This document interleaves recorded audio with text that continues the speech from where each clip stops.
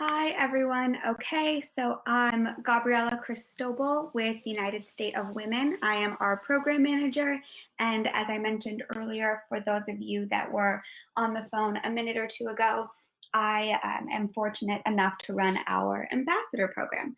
So those of you on computers, I am about to share a short presentation. It will be available online after starting tomorrow morning. So if you're on the phone, you'll still be able to catch it, but anything that's in the slide, I'll also be saying. I'm just a visual person, so I like having visual aids.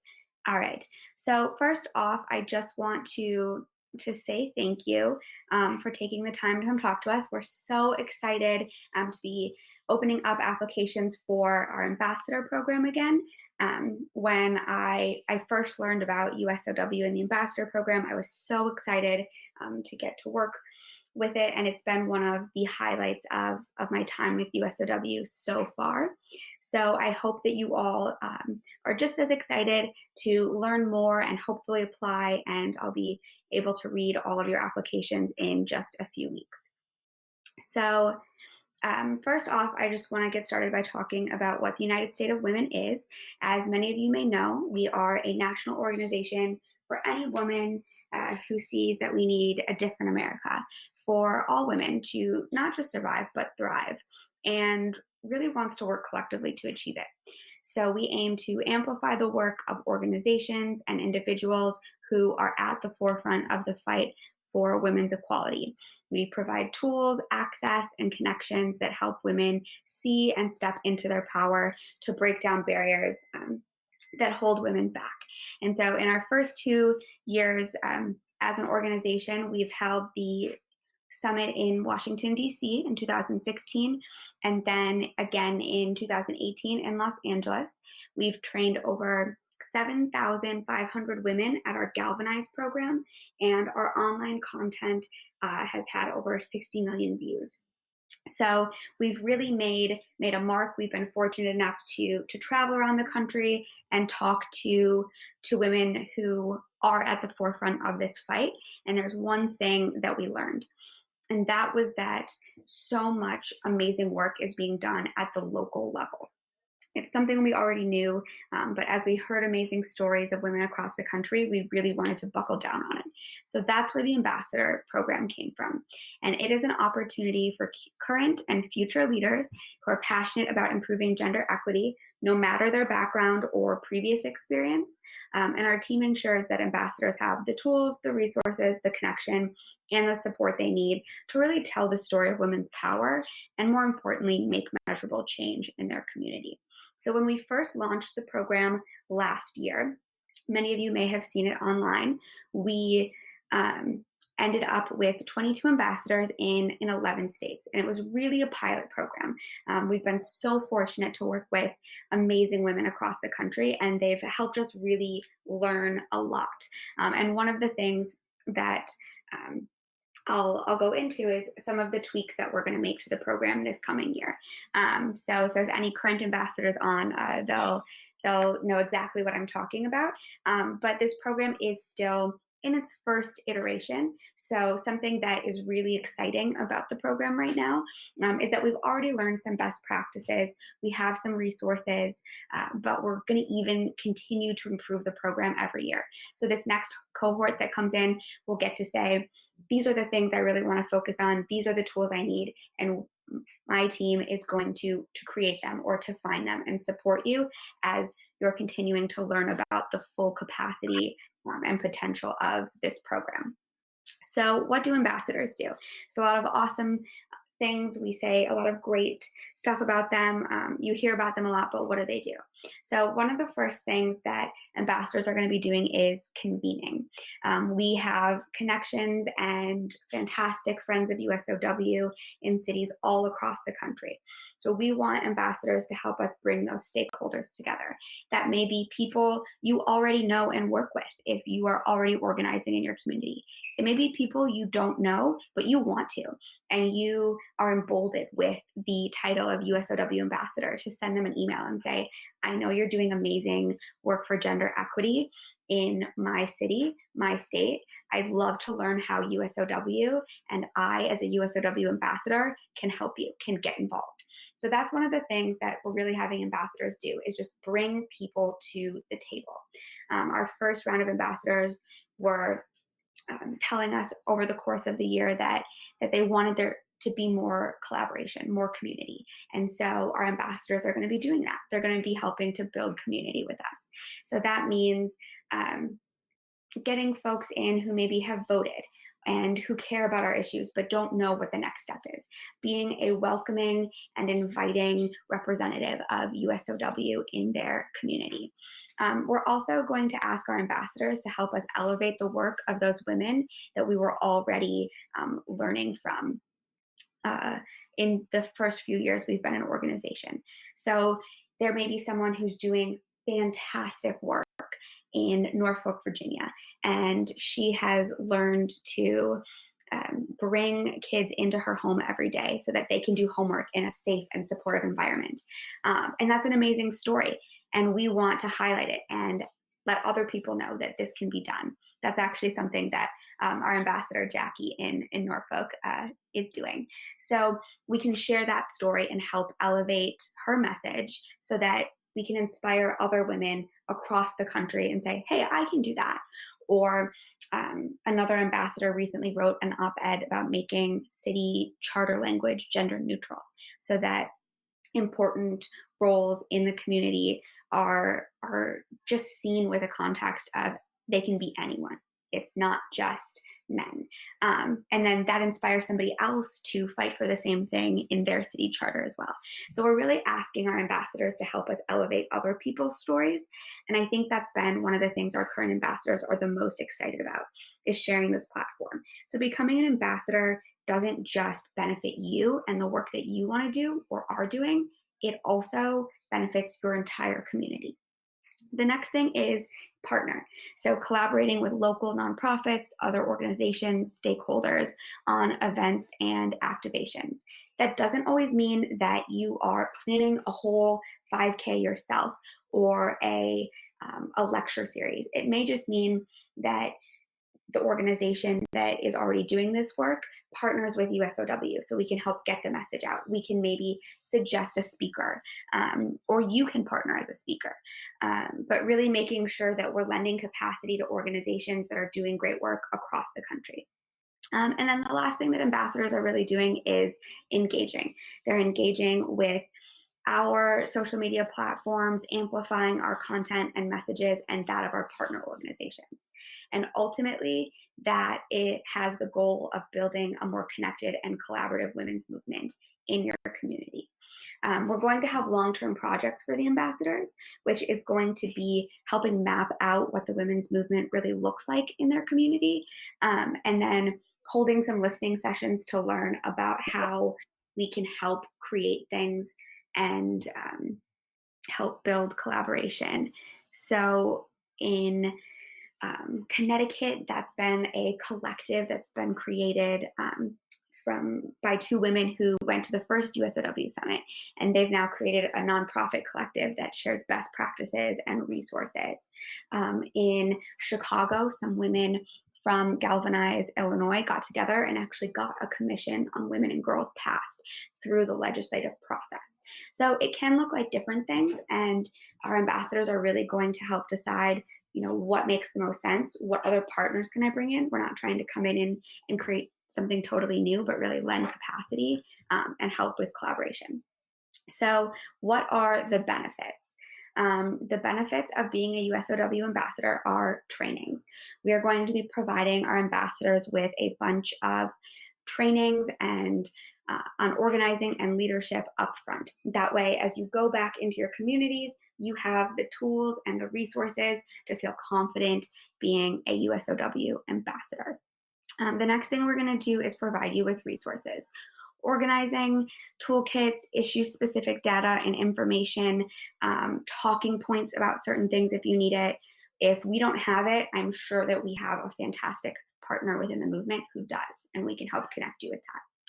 The next thing we're going to be really working on this next cycle is mentorship. So, opportunities to learn from industry experts, both national experts and people that are doing amazing work and are at the forefront of the fight in your community. We're also going to be providing reach. It's something I mentioned earlier, but we want to highlight local events through our email list, social media, and with our organizational partners.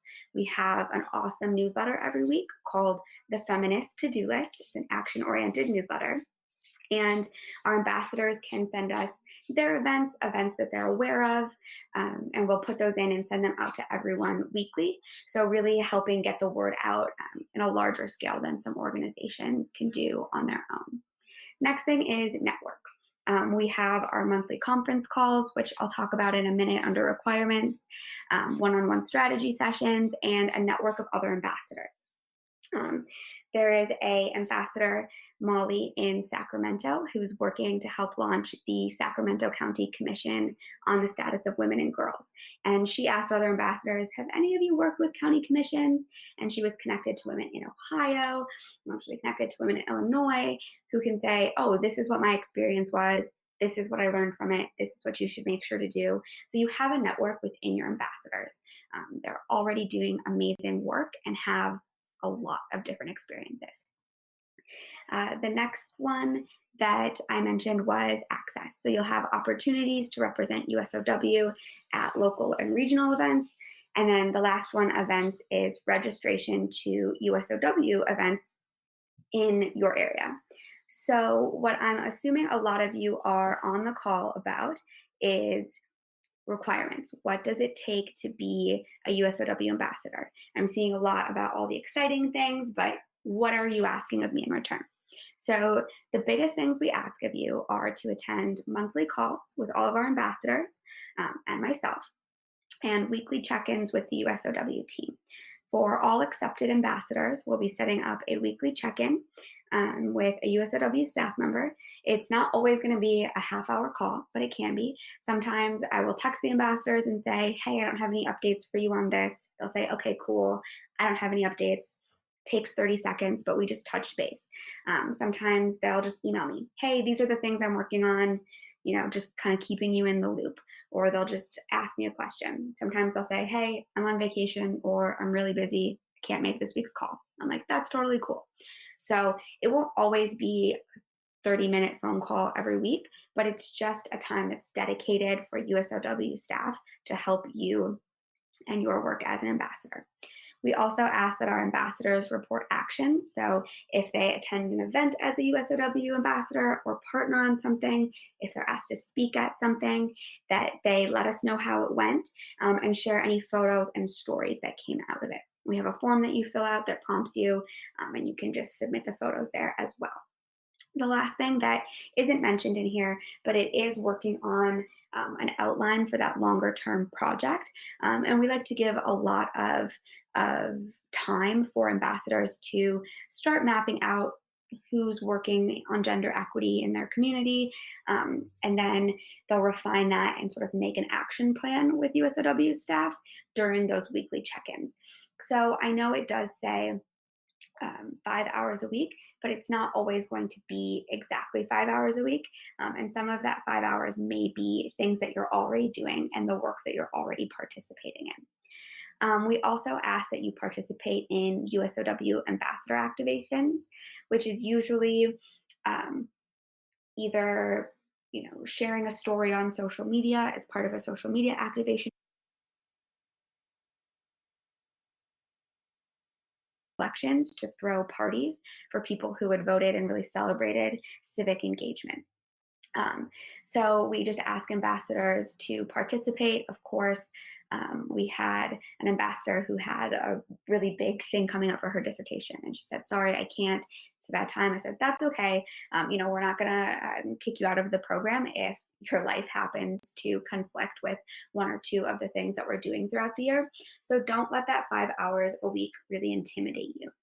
The next thing is helping build and maintain USOW stakeholder relationships. So part of that is organizations are going to come to you and say, we want to partner with USOW. And you'll loop me as program manager into those conversations. So you're not managing those relationships on your own by any means. It's just helping facilitate them between USOW staff and your community, since you know your community best.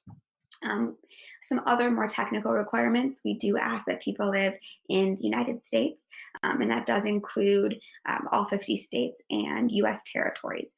We ask that you identify as a woman or a gender nonconforming individual, and then you can commit, again, approximately that 5 hours a week from June 2019 to June 2020.